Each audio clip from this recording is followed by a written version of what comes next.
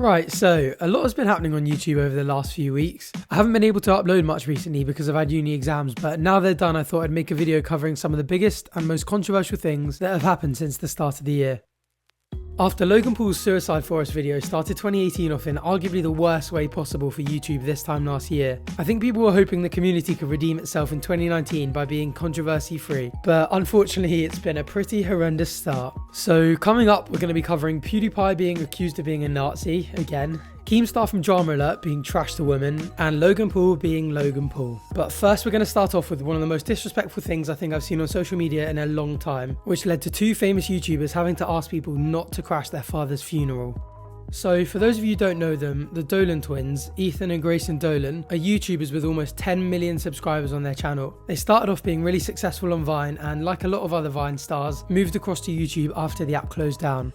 Unfortunately, their father, Sean, recently passed away. I'm not going to go into any more detail about them or their father because I don't feel like it's necessary, but shortly after they announced the news, some absolute reprobate made an Instagram account called Sean Dolan Funeral. They put up a post saying that they had contacted the funeral home and that they'd be posting the obituary and the location of the funeral as soon as it was made public. The post went on to say that they were buying plane tickets to New Jersey to attend the funeral and that other people planning on going could meet the twins after and take pictures with them. They then followed it up with a plan for the funeral, saying they'd meet up and get ready together, and instructing the funeral crashers to pay respects to Sean by going up to his casket, holding his hand and asking them to cry. They could then hug the family and speak to the twins after and take more pictures.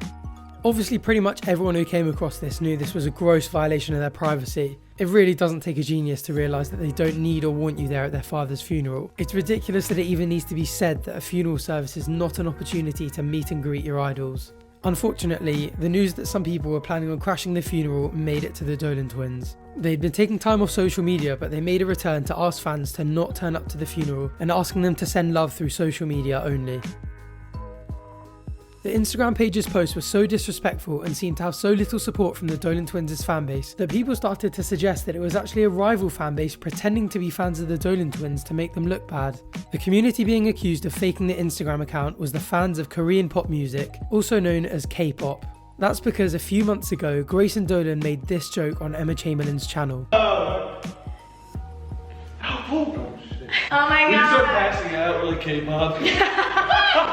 He's basically referring to the fact that on a number of occasions, K-pop stars have fainted mid-performance from fatigue stemming from overworking and lack of rest. Obviously, a lot of K-pop fans didn't take the joke well at all. One user tweeted out saying, "Imagine thinking that mocking someone for passing out from being overworked is funny." Another one came out saying, "Yeah, people who overwork themselves passing out is so funny, LMAO OMG." Grayson acknowledged the anger of the K-pop fans and tweeted out this reply.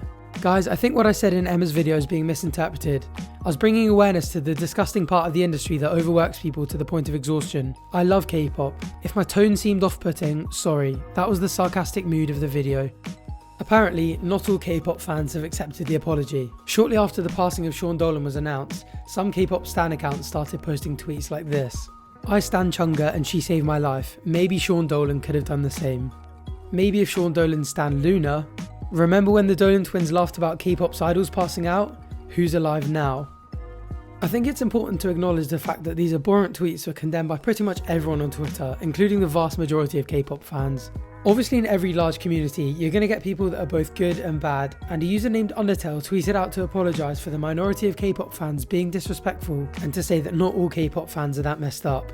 The rumour that it was K-pop fans behind the Instagram account wasn't confirmed, and after a few more equally disrespectful posts, the account was thankfully taken down. The event passed and there was plenty of security around, so as far as I'm aware, nothing threatened actually materialised. Even if the person running the Instagram wasn't genuinely attempting to crash the funeral, I think the twins were genuinely concerned that people might have shown up. Only a month before, James Charles, a makeup artist and influencer who has tens of millions of followers on YouTube, Instagram and Twitter, had to take to social media to ask his fans to respect his privacy after one of them turned up to his house in LA. Just because someone's a creator with a big audience doesn't mean they don't have a right to privacy, and it's quite strange that some people don't seem to understand that. Thankfully, with both the Dolans and James Charles, it seems like pretty much everyone was replying with messages of support. It's just such a shame that a toxic minority, whether they're actual fans or rival communities, can have such a huge negative impact on everyone else around them. Unfortunately, it's not just a few fans that have got 2019 off to a toxic start. Some of the YouTubers have said some pretty shocking things themselves. One of those YouTubers is a guy I'm sure a lot of you know called Daniel Keem, known as Keemstar. He's the host of one of the biggest YouTube news channels called Drama Alert, and it's got almost 5 million subscribers and averages 700,000 views a day. And on Twitter, Keem has 2.5 million followers. He's known for being a controversial figure, and he added to the evidence supporting that assertion when he tweeted out this picture and captioned it Eugenia Cooney 2019. The problem with that is that the girl in the photo isn't Eugenia, it's Erika Costell, a YouTuber and Jake Paul's ex-girlfriend. Eugenia Cooney is a YouTuber that's had a history of suffering from anorexia, so most people interpreted the tweet as Keem body-shaming Erika by implying that she's too skinny. Now, Keem got called out for this by a lot of people on Twitter, saying it was a trash tweet and that Keem was body-shaming, and even Jake Paul got involved, saying he deserved to be dragged for it. Keemstar tried denying that he meant the tweet to come across that way, but most people seem pretty confident that that was what he was trying to say. Keem is hands down one of the most controversial figures on YouTube. There was a change.org petition to have him removed from YouTube that got almost 60,000 signatures. It detailed some of his past controversies, including falsely accusing an elderly streamer of being a paedophile, harassing YouTubers, and creating fake stories to stir drama in the community. For someone with such a large influence, Keem needs to be so much more careful about what he says. For one of the oldest people in the community, it's almost embarrassing that he's also one of the most immature. Speaking of immature people who have had a bad start to 2019, it would be hard to make a video without talking about Logan Paul. I'm not going to spend long on this because I feel like everything that can be said has been said, but given he's contributed to this terrible start to 2019, I feel like this story needs a mention. He started his podcast Impulsive at the end of 2018, uploading the first episode on the 19th of November, and since then the channel's gained over 1 million subscribers and gains over 400,000 views a day, and that's not even including Spotify or Apple Podcasts. On the 9th of January, he made this joke. January is sober vegan January. Yeah. And then February is Fatal February. the exact We're gonna opposite. go the opposite. Oh, So like okay. day All right. one, steaks, like big bottles of Tito's and shit, like Hell just yeah. wilding out. And then March. Yeah. So it's male only March. We're gonna attempt to go gay for just 1 month. For 1 Oh, month, damn. and then swing, and then go back. That's crazy. But yeah, cool. So, Once what he said was brought to the attention of the wider community, Logan started getting heavily criticised for, amongst other things, completely misrepresenting how sexuality works and for being insensitive to the real threat of homophobia and bigotry that stems from this misunderstanding. An LGBTQ rights non-profit organisation tweeted to Logan Paul saying that's not how it works, but Logan's reply tweet, which was basically an invite to get them on the podcast, put him under further scrutiny for using his ignorance as a publicity stunt. If he had come out saying that he was genuinely considering exploring his sexuality because of how he really felt, then I think people obviously would have supported him. I think quite a lot of people read about the situation and interpreted it this way and ended up defending him because of it, but from the clip it's pretty clear that it wasn't genuine at all. It's a shame because he had only a few days earlier released a video saying how he's learned from his mistakes and how he's going to change. But when you give a guy like Logan Paul a podcast and let him speak his mind for several hours a week, it's inevitable that he's going to say some pretty stupid things that are going to land him in trouble. So I get the feeling this isn't the last time something like this is going to happen. Sometimes, however, I feel that the negative aspects of actions of some YouTubers are just incredibly overstated, so for the final part of this video, I'm going to be talking about Pewdiepie. So in December, Pewdiepie uploaded a video where he was talking about his battle to remain the most subscribed channel in YouTube against up-and-coming Indian music channel T-Series. After getting loads of help from other YouTubers, he spoke about how he felt like he really didn't deserve the huge subscriber boost he was getting and all the effort everyone was putting in to keep him at number one. So he finished the video by recommending other channels that he thought deserved a shout out. One of these channels was E::R, and even though he was only recommending an anime video ER had made, the channel had a lot of anti-Semitic content on it. Pewdiepie took a lot of flack for that, and then not long after, he was hit with media backlash again for featuring a virtual reality gameplay clip, which included a user with an anti-Semitic profile picture and gamer tag.